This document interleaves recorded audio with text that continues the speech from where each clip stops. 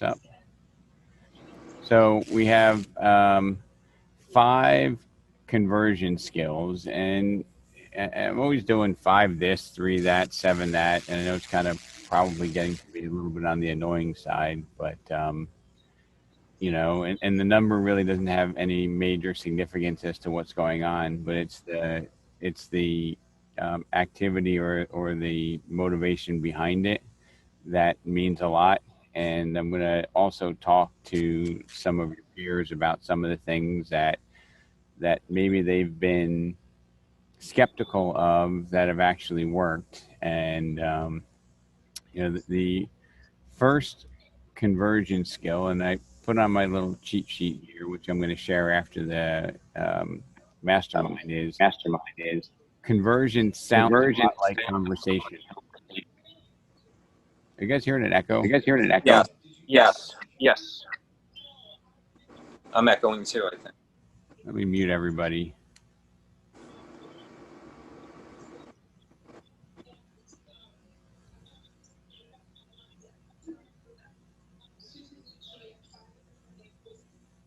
Is that better now? Just give me a thumbs up. Yes. Okay.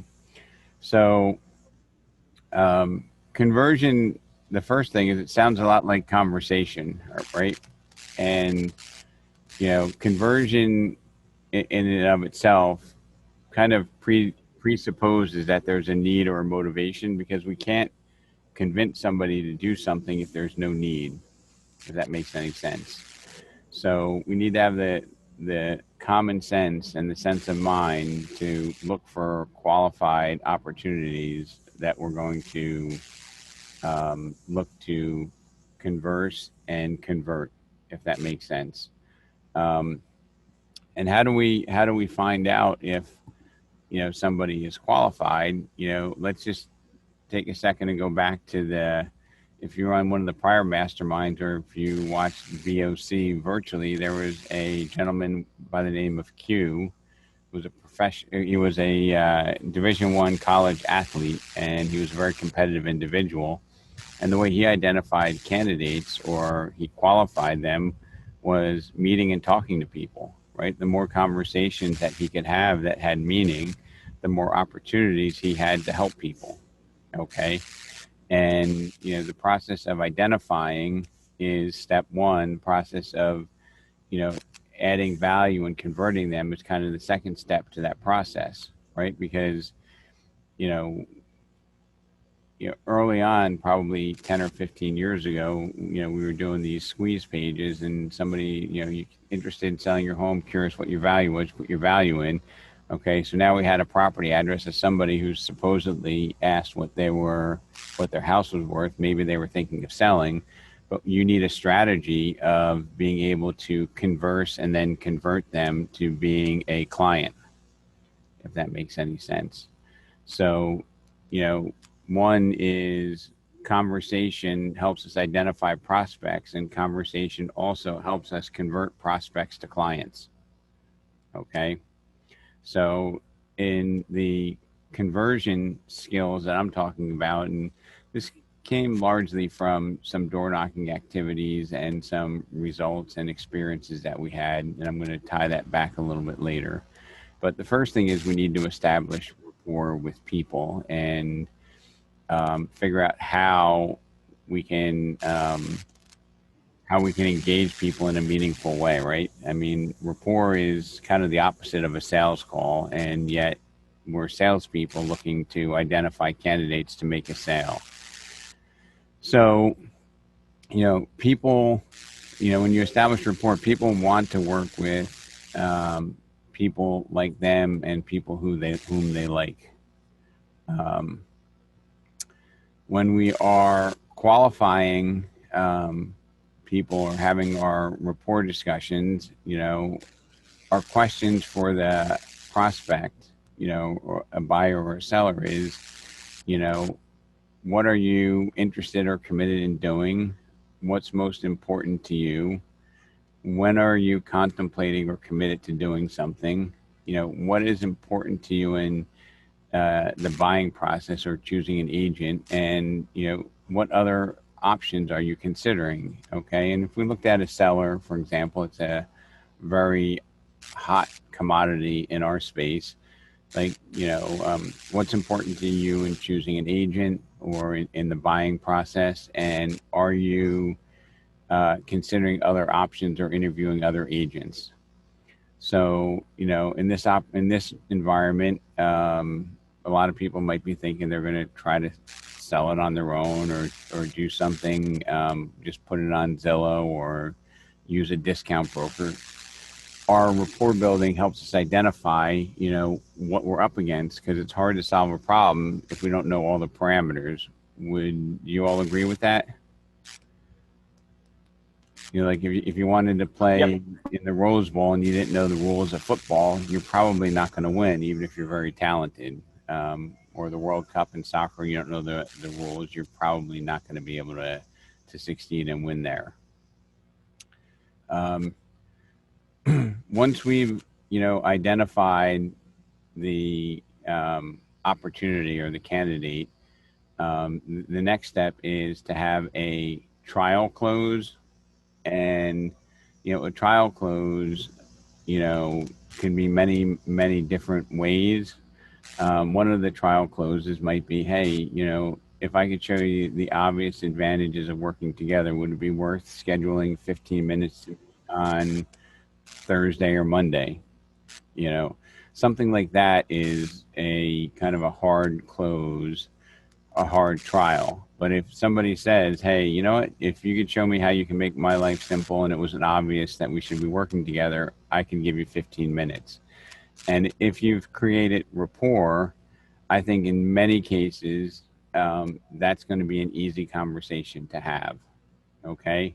Now here's the difficult part. If many of us go through steps 1, 2, and 3, right?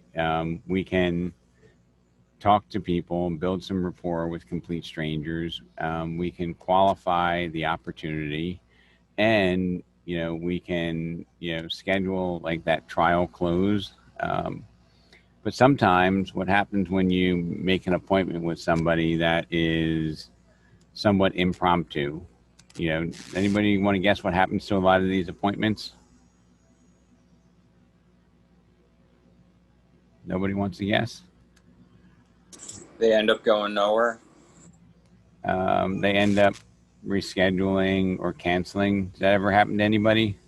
Like you went out, you had a great appointment, you had a great conversation, you made an appointment, and either you get a text message or you call to confirm, like, oh, I forgot my mother-in-law's in town, right? We'll have to reschedule that, right?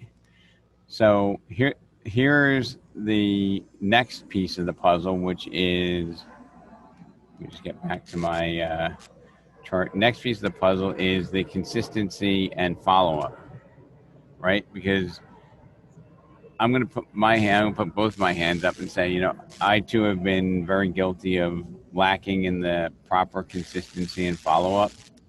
And consistency and follow-up are kind of two different things.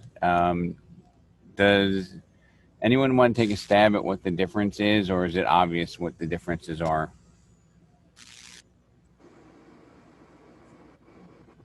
I'd say consistency is having some sort of a ritual or habit, for lack of a better word, that you practice every day and keep up with.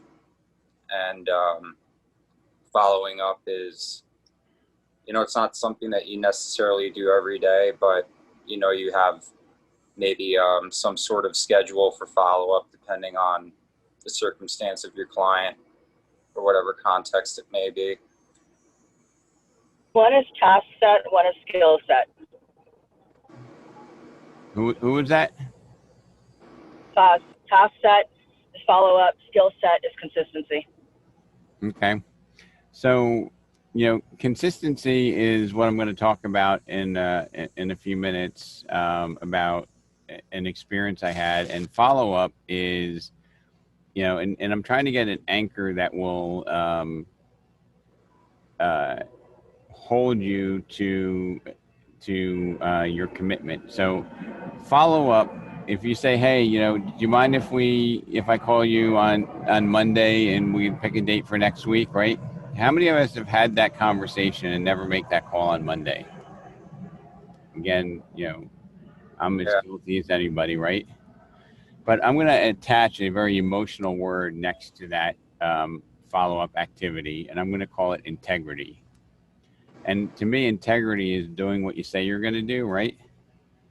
And I'm taking it out of the sales realm and I'm taking it to a high personal level and saying, I am challenging your integrity if you don't do what you say you're going to do. And I'm going to challenge your business integrity if you don't do what you say you're going to do. And let's talk through this for a second. So if Julio Leonardo calls me up and, we agree to have an appointment, he calls to confirm like I know he would do. And I say, hey, Julio, you know what? Uh, my son came down with the flu or my niece is in from out of town. I forgot, I need to cancel this time. Right. And Julio is going to say, hey, when can we reschedule? You know what? I don't have my calendar. I can't let you know now. Let's touch base next week and we'll set something up. Julio's let me call you on Monday.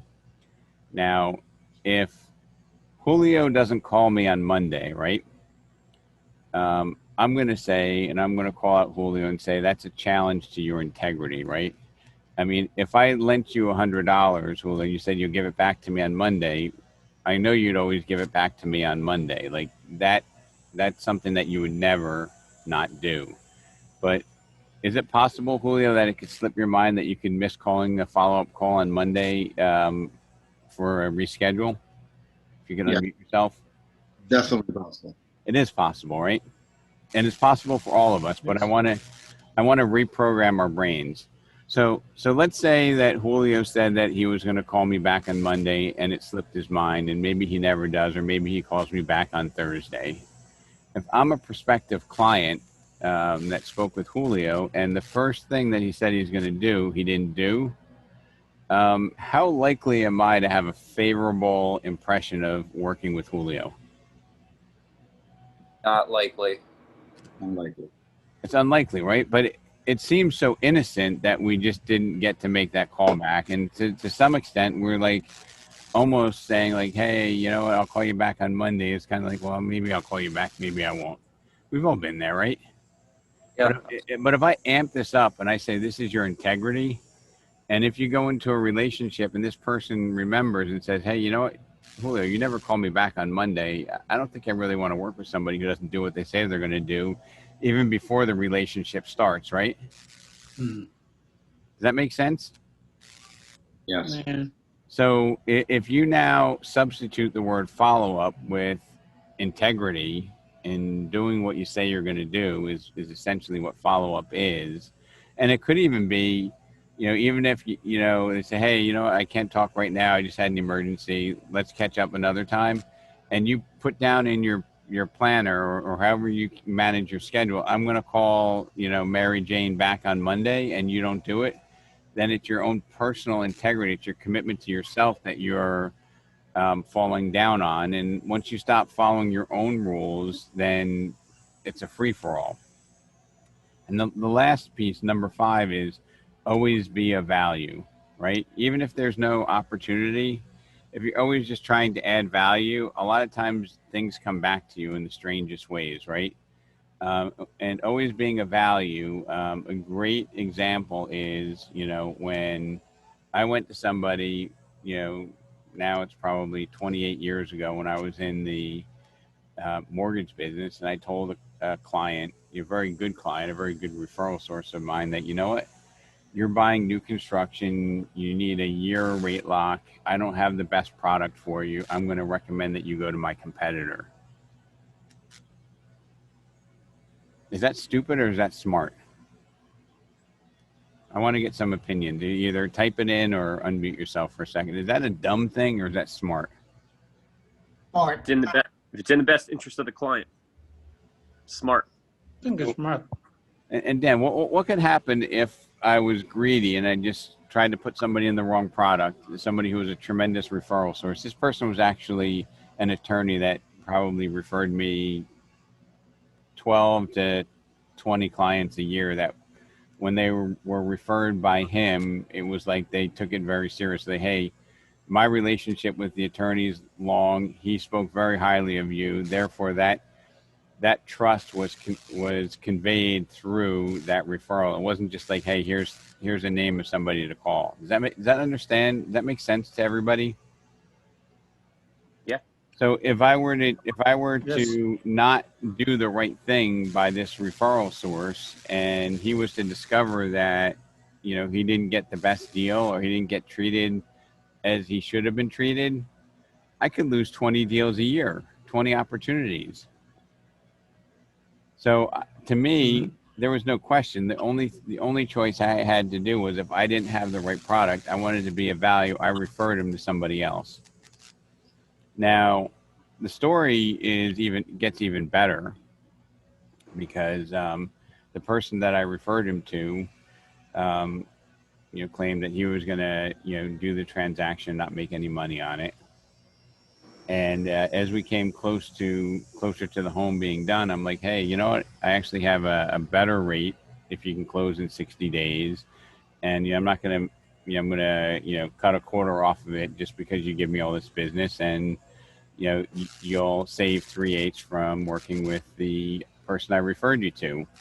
He's like, yeah, that's great. I don't think John will mind. He said he wasn't making any money on it either.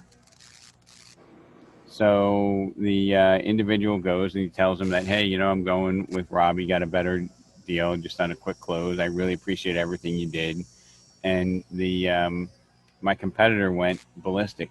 Why did you have me do all this work if you weren't closing with me? I can't believe you did this. This is so unprofessional, right? And he went on a tirade. And guess who now got 28 deals a year from that referral source? I did. And the other individual got nothing, wouldn't get referred.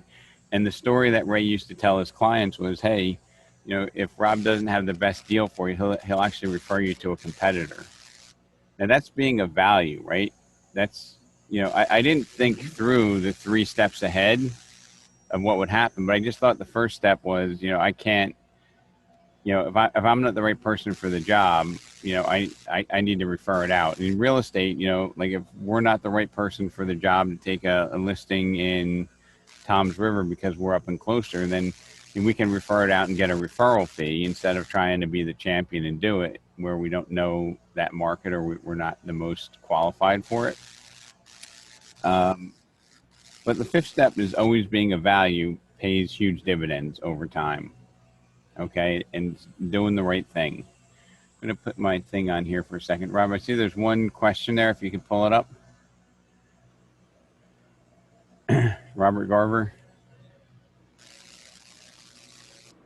So It just basically said you have a great deal of integrity. okay. So this is what I was working off of here when we were talking. Establish rapport, and for me, like my visualization of this is this individual Q from Broker Conference who had an accounting degree, threw that away to go sell real estate in his hometown. And basically this man would talk to anybody. Robert shared that he would bag groceries to add value and have a conversation with people. So establishing rapport is so critical. And in building rapport, okay, it's not telling people what you know, it's listening. Okay. You need to listen 80% of the time and talk 20%. Okay. And of the 20% of the time you're talking, you should be asking questions to the prospect that you can help identify and solve. Does that make sense? Right? So many of us, when we get involved, when we get into before an opportunity or what we like to call a lead or a transaction, some of us, let's be completely honest, some of us get a little bit nervous when you get in front of somebody, a cold call, and you're like, wow, this is an opportunity for $1 million listing in Southeast Florida. Julio, even after all the years, do you get a little bit nervous if it's somebody that you don't know? Of course, because there's always the unexpected, you know. Right. And when we get nervous, you know, a lot of times we kind of, you know, have diarrhea of the mouth and we just start throwing up, right? We just talk because we don't want to have that awkward silence. Is that true to some extent, Julio? I agree, totally. And, you know, when you keep talking, do you sound like a, do you sound like a valued advisor, or do you sound like a desperate salesperson in most cases, you think? You sound more desperate because you're constantly talking. Yeah. And we think when we're talking, we're selling, right? But what we're doing is we're quickly selling ourselves out of an opportunity is what we're doing. So looking at these numbers here and saying that when we're having conversations, it's not about us. It's not about what we know. Okay. It's not about I sold 3 properties down the road until we've been able to establish rapport and build value. Okay. I mean, you could have sold every house in the community, and if all you are is a bumbling idiot talking about everything and how great you are, they're probably not going to pull up Zillow and see if you were the one that sold them all. And they might not even know what the benefit of that is to them, right? They might be like, wow, if you sold them all, maybe I can get a better deal with somebody else, you know, because you have a monopoly there. Like, listening to what's important to your prospect and adding value is absolutely critical. And our instinct is always to talk and sell and try to identify and differentiate instead of listen. Does that make sense? Mr. Julio, that makes you're on mute. Totally. All right. Robert, do you see, is Karen Dinkins on with us? Yes. All right. So Karen, I'm calling you out here. Are you there? If you can unmute yourself. Mute. Yes. Hi. All right. So let me stop sharing my screen. Maybe I can see you. Okay, let me. There you go. There I am. Hi. All right. So, Karen, I know you had recently shared with me a prospective potential good story. I don't know if you want to just give me a little bit of a highlight on that, and then I want to dig deeper into the mindset behind it, in my opinion, if I may. Okay. All right. I feel like I'm on the hot seat. Okay. You are. So on Saturday, I had a home inspection, and after the home inspection, I said, well, I'm going to take Rob up on his challenge. So I drove around to this area just randomly. What was the challenge, just so everybody knows? Because you were saying that try 16 hours of door knocking. And if you do not get a lead, then you will door knock with us for 4 hours. Okay, Exactly. Exactly. So I said, I'm going to do this. So I went door knocking, and there was this gentleman that was in his garage. And he was the last guy on the block. And so I walked up and introduced myself, and he was very receptive. And he started sharing with me.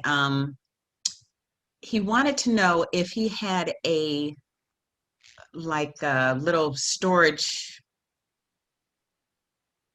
Sure. container or whatever on his in his backyard. Would that add value or take away value from his house?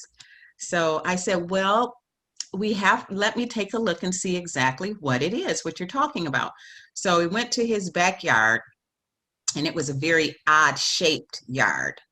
And having some type of storage situation there would not be a good idea because it would take away from the space. And so I shared that with him. So he said, okay, he said, because I'm thinking of selling my house in Plainfield. I said, okay. And so he said, I also have a house in Westfield that I want to sell also. I said, well, that's great. I said, I could help you with both of those transactions, but where are you thinking about going? He said, I want to go to Texas taxes in New Jersey are just too expensive for me, and I'm being killed by taxes on these two houses. I said, okay, well, you know what? You have a lot of stuff in your garage here. So he said, yeah, that's why I wanted to build the shed. And I said, that would be convenient for you, but not necessarily for the person that's going to buy your house, because you're taking away space from the backyard. May I see the inside of your home? And he said, yes. So he showed me the house, and he's a handy kind of guy. So he had done a lot of work himself, but he still had to do a lot of other things. So I pointed out to him what the selling points were of his home and some other things that needed to be modified. And he was already on track to do those things anyway. So he said that he would want to sell his houses like the end of this year, beginning of next, because he wanted to retire in May. And I went through the house, everything was good. And so then he said, well, what I want to know is how this is going to impact me with taxes, and what would I have to pay? So I said, okay, let me get back with you with that information. So I followed up with two attorneys. I got back with him, as I said I would, with the information. I also ran a CMA on both homes and sent him the information. He said that I would like to introduce you to my wife. And so I said, I would love to meet her. So now I'm going to follow up today to see when I can meet with the wife. So that's my story. So Karen, first of all, thank you for sharing that. And I want to go back to this conversion skills chart. Did you do a great job at establishing rapport? I think you went over the top there, Karen. It was, it was inspiring to hear you talk about the conversation, which is unusual. A lot of times we're intimidated by that. And maybe you're even intimidated by speaking on a mastermind, but because you're so passionate about it, you did an excellent job. Thank you. Thank you. You qualified. You asked questions. Where are you going? When are you looking to do it? You did all of that, right? You had a trial close to see when you would be possibly putting it on. This person, because you added value, right? What did they do? They threw up that they have another property that they need to sell, right? And I think you're also planning on helping him when he needs to find somebody to work with in Texas too, right? Right. So that might be like 3 transactions from one conversation. Is that true? That is true, yes. And this is not a scheme. This really happened, right? This is crazy. Yeah, it really happened. Okay, so you can see that this is not contrived. This is not Rob talking, and you're saying, well, that makes sense, but I don't really, I can't see that happening to me. Now, just lost my train of thought there for a second. So, you are going to follow up with the spouse today, right?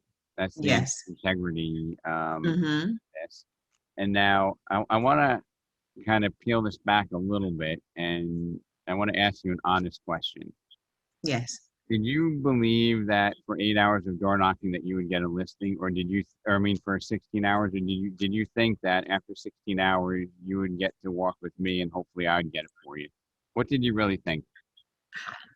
Well, I wanted to try it, and I was thinking, well, I don't know if this is really going to happen, but 4 hours with Rob, that would be, really good. So that's kind of what I was thinking. So the motivation was, if all this fails, then I'm going to have the ability to tell Rob it doesn't work and have him walk with me and try to prove that it does, right? Well, to some extent. To some extent. So if If I can just interject for a moment, Karen, I question what you just said because you've had another really positive experience by door knocking. Yes, I did. Okay, so you've got a Hmm. background of being successful at door knocking. Yes, yes. But That I just wanted to try it out and see if it worked because I was keeping track of my hours and everything. So, but that was in an hour, the first time me trying the challenge. Mhm. so so you know my offer, my proposition that if you door knock for 16 hours and you come up empty, that I will go with you, is one of my beliefs that, the odds are so unlikely that if you really tried to do it, that you would come up with zero, that Mhm. I'm totally comfortable going there. And there are people that, defy the odds. So you buy a lottery ticket, somebody wins. That's defying the odds in a positive way. And there are people who can defy the odds in a negative way, right? And the reason why I offer that is if you're doing it for 2 days straight, or you're doing it for 16 hours over a period of time and you don't deliver the result, there's a likelihood that perhaps your engagement strategy is off. And that's why I Mm. want to add value.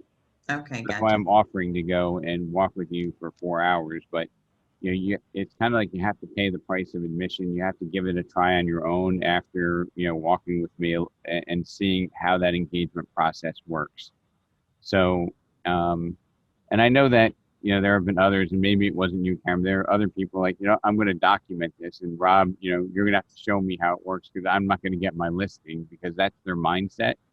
And you're not the first person that's called me and said, Rob, I was planning on walking with you, but unfortunately, or fortunately, I wind up getting a listing or two. Yeah, So that's what I call, like, for most of us, a no lose situation, right? Like, you're doing it, you're keeping track. You're like, oh, I got the listing. Now I don't get right. the 4 hours, but now the true test will be is if you build this in as part of your consistency. If this is something that becomes a routine for you because you see that it works, and Right. it's not super sexy, and it's not super tech. It's not. I mean, it's basically conversation. It's packing groceries at the grocery store to talk to people and seeing if they're interested in buying or selling, right?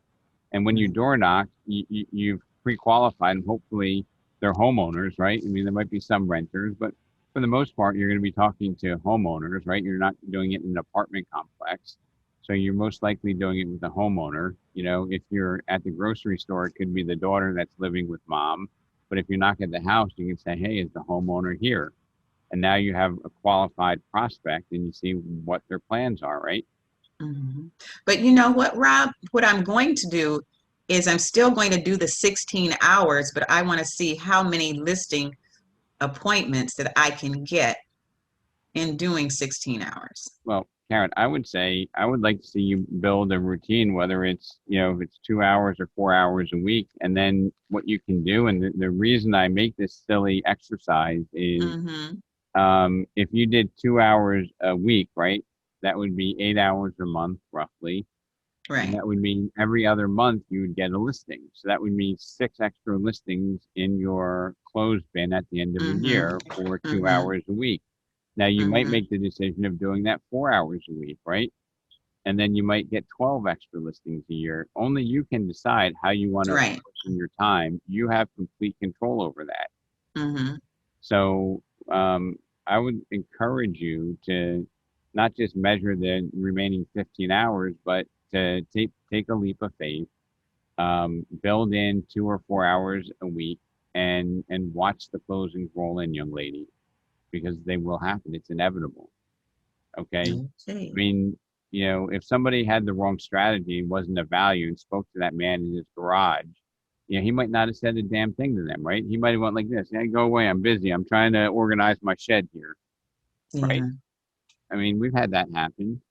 And we've also had the cases where people open up and they, share with us what's going on. You know, um, did you, did he live there for a while? Yes. He's lived there for a while.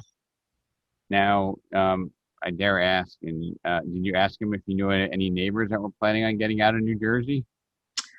No, it was about him at that particular time. So I was focusing on him and his needs. Yep. But in, subsequent conversations, I will get to that point, but it wasn't the right time. So once you hone your skills, you can be like walking away and, oh, by the way, what was his first name? Frank. By the way, Frank, do you know anyone else that's would be considering selling or moving into the community? Right, and that's going to be like Okay. that's going to be like the exponential return on your time, and it won't. I think I have to work up to that.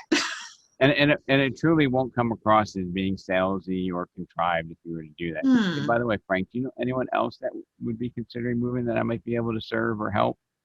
Right? If you use the word help or serve instead of I might be able to sell, okay? If you say, do you know anyone else that might be able to help? Or do you know anyone else that might be able to get a commission in my pocket? Which sounds better? The help. The help part, right? And the only way that we get paid is if we help somebody, right? That's right. So I want to thank you for sharing that story with us. And I hope that you continue and do that more. Anybody have any questions for Karen? Yes, I do. A question about, she said she's going to ask an attorney about the question of his taxes. It's irrelevant because we don't know his depreciation facts, his income tax return. I mean, we're too much involved in this situation, right, Rob? So Sarah, I would say, an attorney would probably refer to an accountant to figure out where they are. But, I don't know what the house is selling for, but if he's lived there for a long period of time, then he probably has an exemption on the sale of his house. But, Karen, you answering the question how taxes work would probably be inappropriate since we are not CPAs. Right. But the thing is, by me going to an attorney, showing due diligence, following up, integrity, and providing him with some information, I think that was good.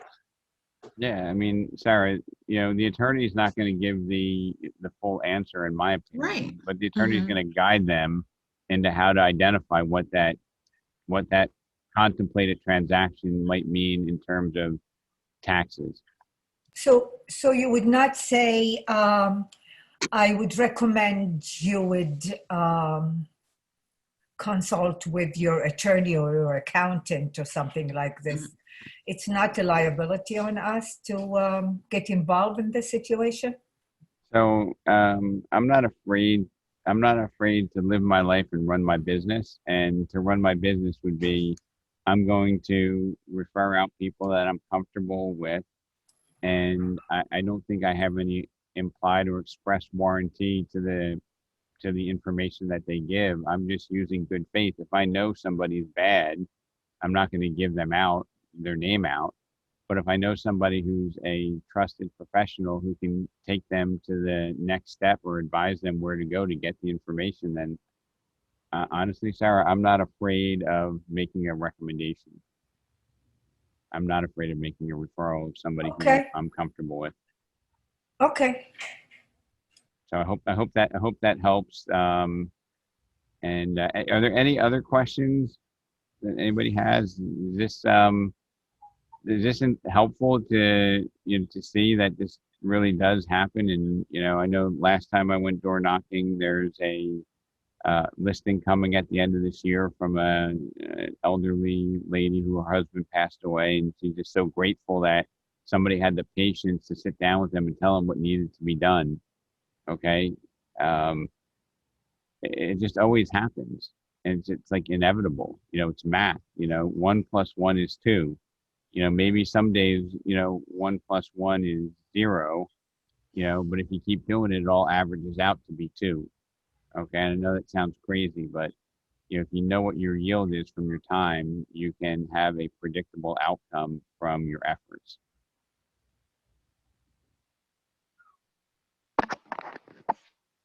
Hey, Rob, it's Jim. Jim.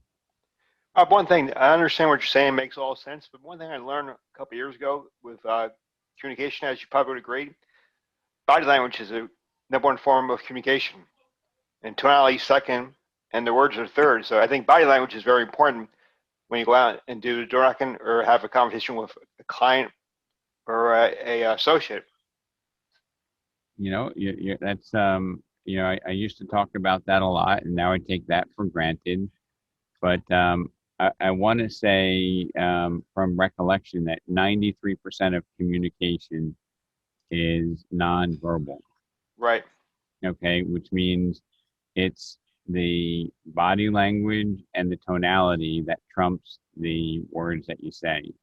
And I can prove that to you because we've all been in a situation where we've seen some fancy coach or speaker or trainer come and say, hey, if you say this, they're going to say that, right? We've done it and they don't do it because we had the wrong tonality, we had the wrong body language, we had the wrong confidence. We had the right words, but the right words are only 7% of the outcome. Okay, does that make sense to everybody? And Karen, you've I don't want to ruin your mojo here, but you've got the whole package, and you've actually done videos, and you really have the communication skills at a very high level. Well, that's one of my superpowers. So I make people feel at ease and they like me. It's my Michigan charm. So. But and it's also your servant's heart. Like it's the way that you want to help. It's the way that you want to help people. That is true. That comes through, right? I'm very passionate about it. Yes. Because I don't think you looked at was his name Fred, the gentleman? Yeah, Frank. Oh, Frank. I don't think you looked at Frank and you said he's a $14,000 commission, and you figured out what you're going to do with that money when you're not at all. You were just saying, hey, maybe I can help this guy, and exactly. Let's see what happens from there. Exactly. So I'm looking at Angie. Practice the order of words. I mean, the order of words matter.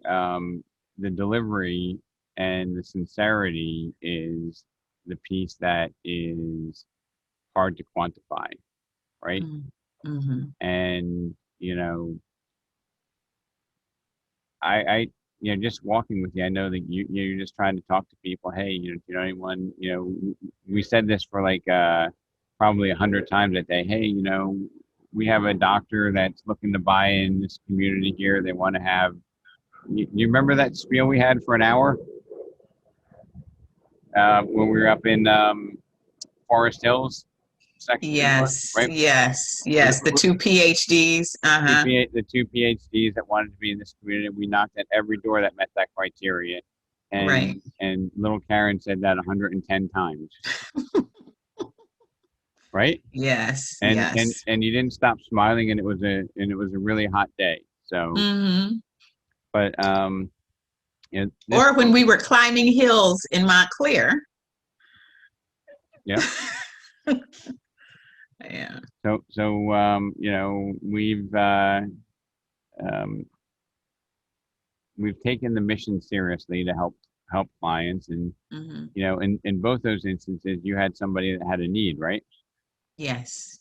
So I think your motivation was escalated beyond a commission. It was escalated to helping your client find what they were looking for that didn't otherwise exist.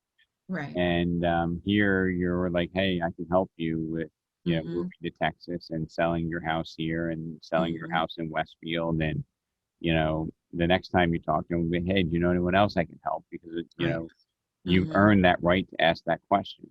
Yes. Okay. Yeah. And my mathematical brain, Karen, works differently, where I know the law of averages are going to say most people aren't looking to sell in the next 6 to 18 months, right? So my my instinct is to continue to build rapport and add value, and then Right. say, hey, by the way, do you know anyone else in the community?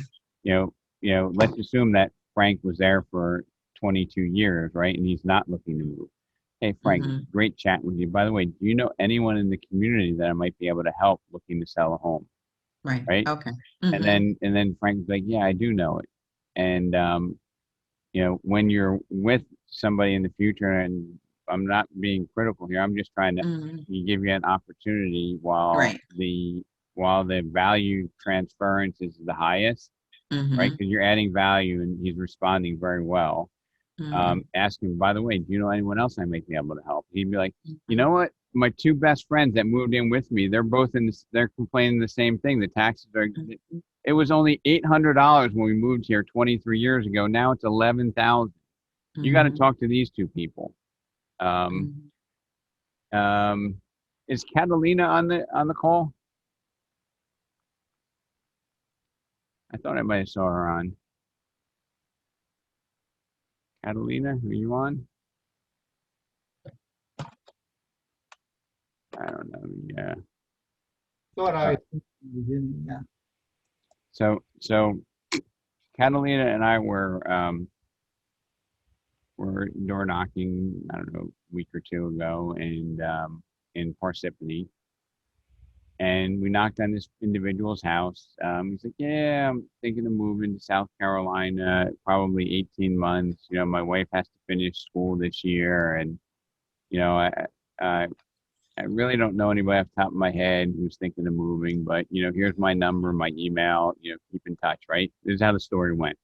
So Catalina and I walked down the steps. We're walking to the next property, and we're doing the fist bump. We're like, that was pretty awesome, right? We ring the next doorbell, and the guy comes running out of his house. He's like, hey, I just thought of three other people.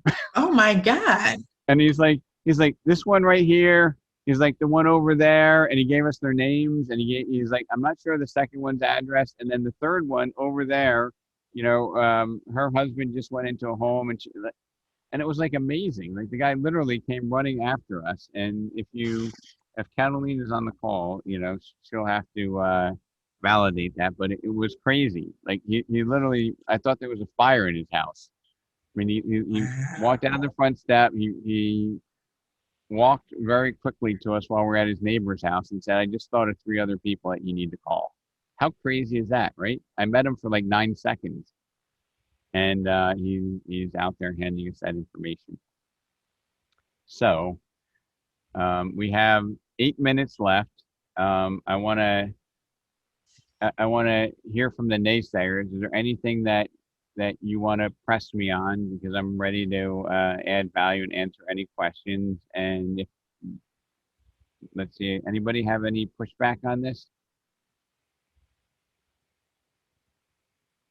Nobody, huh? Anybody have any stories that you want to share with the group?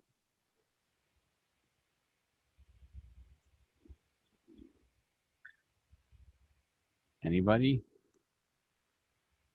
Rob, just going back to what you said before, we were talking about listening. Yeah, a lot of times we tend to talk a lot. I mean, being in the business and having all this knowledge, and some people you can almost see they will listen to a certain point to you and then get turned off because they see that you're not listening to them enough. Yeah, I mean, like, what are the chances, Julio, if you're talking to somebody, like there's a bazillion things that you could talk to them about that could be important, right? What are the chances are the things that we pull out of our quiver are going to be the things that are relevant to them? Highly unlikely, right? But if we ask them questions and then we apply solutions to their questions, that's what's adding value. Okay. And here's another tip. Okay. You want to early on in a conversation with a stranger get their name, and you want to address them by their name, because that is one of the most important ways of building rapport. People like to be acknowledged by their name. Okay. And the second thing is, um, people like to be heard, not to be spoken at, right?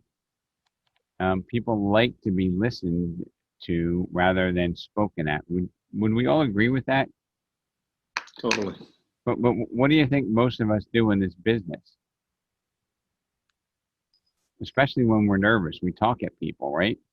And if there's a quiet moment, rather than let them, come up with what they're thinking of, we're looking to talk over them, and that's not serving anybody. That's not going to help our checkbook. That's not going to help us take it to the next level. That's not going to help us serve clients because we're going to push them away. Anybody know like how a magnet reacts? Like if you take a magnet on one level, it pulls it together, right? And when you turn the magnet around the other way and you bring it closer, what does it do, Julio? Goes away. It pushes it away, right? It propels the other object, right? So the same thing is true about having conversations and conversing, communicating with people. Is if we do it the right way, they get pulled to us. And the proof to this is, Karen's conversation led him to say, "Hey, I have another house." And I don't know, Karen, is the other house more valuable than the first house? Probably, or no? They're probably around the same. Okay, so twice as nice, right? Twice as nice. But if you turn it around, right, and you're not communicating and listening, you're gonna force Frank back in the garage. Frank's gonna be like, his body language is gonna be walking away. He's like, you know what? I just forgot I have an appointment. Mm-hmm. Right? And he's gonna push you away. We've all been there, right? That's how we learn. So, Julio, thank you for that observation. And I don't know if anybody else, Jim, you do a lot of phone sales. Do you have any other observations? This is Jim, our property and casualty partner at We Insure. I try to ask open-ended questions, and it's an old question I learned years ago from a health insurance agent. If you could change one thing on your current auto or home insurance policy, what would that be? It starts the conversation. Then I ask them, besides price, what else is important to you? Because I have a memory bank, they forgot they had a bad claim experience, a bad customer service experience, and try to find what is important to the client without really sending a negative or bashing the other company. Try to find the motivation besides price. Because I'm guessing most people in your space, Jim, they compete a lot on price, right? Like, Unfortunately, yeah, you're right. Companies spend billions a year on price. Geico, Progressive. It's all about price. All these advertisements. Hey, for 15 minutes, you can save $488, right? Yes. And when you just talk about price, that's going to appeal to a certain segment, right? But maybe if you have a Geico policy and you had a bad claim experience, right? Price might not be the most important. The most important thing might be confidence, integrity, and paying the claim, right? Exactly. So, And you're not adding value by selling price. You're doing yourself and a client a disservice. There's no value being created. yeah. So, I know for at least a few people, Jim, when you were sitting behind me, you explained to them the differences between different policies. And I believe many of them you didn't even write. You just gave them an education on what to look for, right? You're right, Rob, because you said before, if you serve, better things will come in the future. I believe a lot. Service equals sales. I believe in that philosophy 100%. So It will come back. So anyway, we have 2 minutes left before we wrap it up. Anybody? And Jim, thank you for sharing. I think I omitted those open-ended questions really that gets the prospect talking, right, and communicating, and that's where we can identify the value, right?